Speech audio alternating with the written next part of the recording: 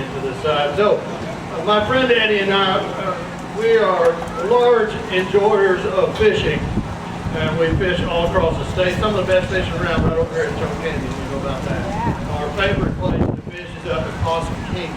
A little bit north, up in the north country there around some out by Dallas Forward up and around there.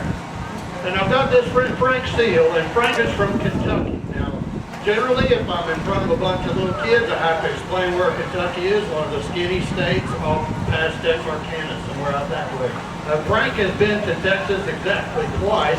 And he didn't come back a third time basically because of what happened this time that I'm about to tell you about. Frank is long hair, beard, and all that kind of stuff. He is a rugged guy from the mountains in Kentucky. Eddie and I were going to take Frank on a fishing trip up to Possum Kingdom. We decided that was the best place to go. That's where we like to go.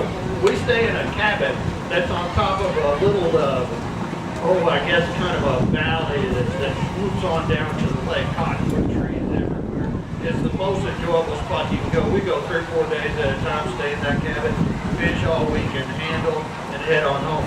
Frank met us at the airport, picked him up, drove him on over to the cabin there at Possum Kingdom. We got there in the evening, and it was about 7 or 8 o'clock at night, I guess. Time we pulled in, got everything set up. The moon was up nice and high, and the stars are out.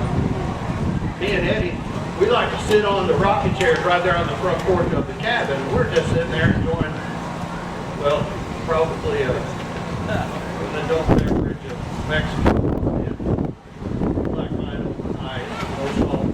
But we're probably sitting there just enjoying that as we generally do before we get out to fish. And I look over at Eddie in the chair there and I say, Eddie, have you seen Frank? And he said, no, I don't think I've seen him since we got here. He's probably just out enjoying nature. And Eddie finished that word nature that we hear from the valley below down by the cottonwood trees, this screaming sound. And we see Frank running at top speed as fast as he can up from the lake, from those cottonwood trees, in the pitch black dark. His beard is blowing behind him. His hair is going faster than I've ever seen a human being run before, screaming the entire way up that hill. And he ran right past us, right between us, and we pick him up underneath the arms, and his feet are still rolling. He is scared to death. We said, Frank, what's the matter with you? He said, there's demons! There's demons down there by the lake! I've seen the demons! They had little red beady eyes! There was 20 or 30 men up and some of them in the house, some of them on the ground, and demons, I tell you! I said, Frank, I've been here in Texas for 40 years. I've seen a lot of things. But I've never seen a demon. Yep. No such thing as demons here. Frank said, it's demons, I tell you! Red beady eyes, they're staring at us! Now the best part about him, and Eddie is a friend, Eddie is a planner. He knows how to plan things through. He plans all the way from step 1 to step 15, and we start the plan and we're on our way. Generally though, with his plans, you really needed to plan out to 25 or 30 steps. But that never comes into account until you're halfway through. So Eddie says, hey, I got an idea. Let's take Frank back down the hill and we'll see the demons and we'll point out exactly what it is. I got a flashlight. You got yours? I said, sure, I had mine. I reached in my pocket. I had a little flashlight, like this. Eddie went in the cabin, got his. This about this tall. Had about 40 D-cell batteries in it. The little thing you could twist like that, it became a laser beam in this direction, and it would shine the light on a Garth Brooks concert if you went the other way enough.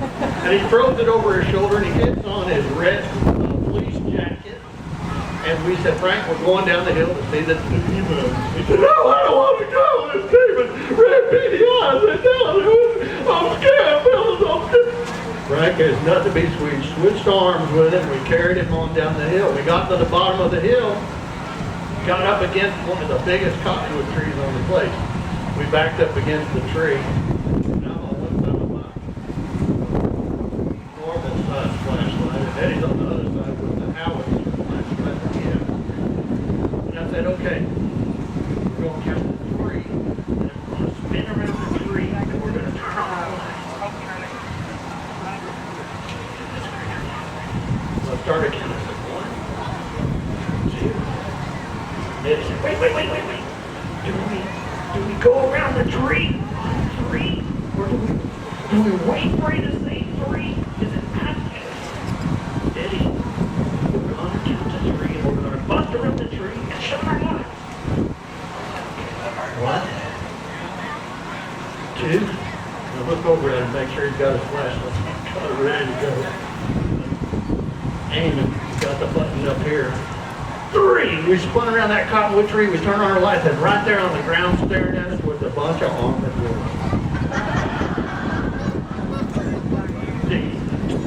It's armadillos. We've never seen it. I said, Frank, look, it's just armadillos. See? And Frank was gone. He didn't even wait to see what it was. He was running on back up the hill. And we're standing down there with these armadillos. They're just eating. And the one he saw in the air, it was on top of a picnic table. That's all it was. And then he said, hey, you know what? What we ought to do is go ahead and catch one and take him back up there and Frank show him. I said, well, sure you want to. He said, no problem at all. I'll take off my jacket. You go hold the light because watch this. And he turned on the light, he spun and laid down real fine. And he pointed right at the armadillo. Armadillo just froze. Just staring at the light. And he said, look, you hold the flashlight. The best part of the plan, I'm glad I got that step. And I'll throw the red jacket over the top of it, scoop him up. We'll run him back up the hill. I said, okay, sounds like a great plan. He gave me the flashlight. I turned on the light. I spotted one up right on the table there, so we didn't have to lean over. He's a big boy. He won't lean over. I spotted the light, and I'm really just froze there. And Eddie kind of opened up his jacket like this. He said, you ready? I said, yeah. And he swooped down with his jacket like that. And as soon as he swooped down with his jacket like that, it blocked the light from in front of the armadillo. And the armadillo went crazy. And it ran up inside his jacket on this side, across his shoulders, and down this sleeve, and his head poked out. And he caught the light.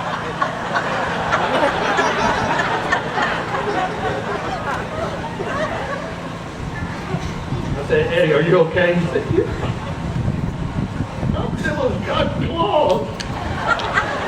I'm so glad I'm a red just killed. I said, you want to take it up the hill? Yeah, let's take it up the hill. So we started backing up the hill, and I was trying to hold the light right on the eyeball. We made it all the way back up that hill. And just walking like this. It was the longest amount of time to walk up that hill we ever had. We got up to the top of the hill and we started yelling for Frank. Frank! Frank, come see this! We got her! It's a demon! Frank! Frank was nowhere to be found. We hear this banging. And we look over in the front of the cabin, there was a cord of wood laying there, and Frank had dove behind the cord of wood. He was so scared.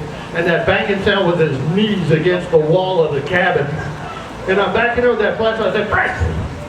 Frank, get up here. Look at this. We got the demons right here. It's right here. And Frank raised up a little bit over the top of that wood. When he raised up, there was a piece of wood on the top that was loose, and it fell right off on my toe. And I said, whoa, that's crazy. And the light was gone from the armadillo. Back up the sleeve, across the neck, out the chest, through the wood. Followed closely by Frank, who ran all the way back from Possum Kingdom to DFW Airport, got himself an early ticket, flew back to Kentucky, never to come back to San Antonio or Texas ever again. At the airport, though, he did give me, sent me this in the mail, this bright orange hat that says Armadillo Hunter right on it. And I keep it to this day, and I've worn it so much that it's even held together in the back of my electrical tape. Which is good, except for when you put it on and you take it off real fast and pulls out pieces of your hair. But I did it. I'm happy to be out here and sad to be number 1, but that story's called Demons right there.